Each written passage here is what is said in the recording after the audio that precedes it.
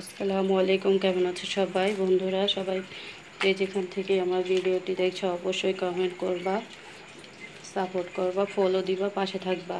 আজকে তোমাদের ভাইয়া দেখো দুইটা মুরগি নিয়ে আসছে বাজার থেকে। 3 কেজি ওজনের দুটি মুরগি নিয়ে আসছে। মুরগিগুলো ভালোই বড়।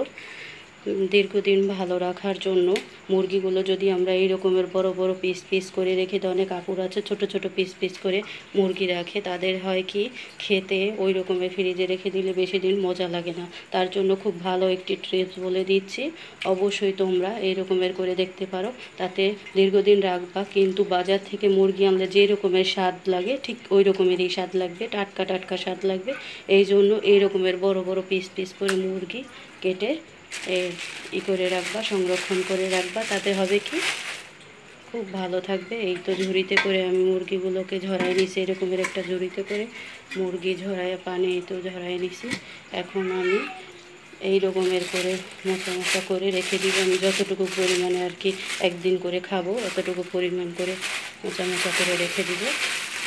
এই তো দেখো, ফ্রিজে যদি এই রকমের করে সংরক্ষণ করে রেখে দাও তাহলে দেখবা অনেক ভালো থেকো, সুস্থ থেকো। আজকের মতো এখানে বিদায় নিচ্ছি। Bye bye.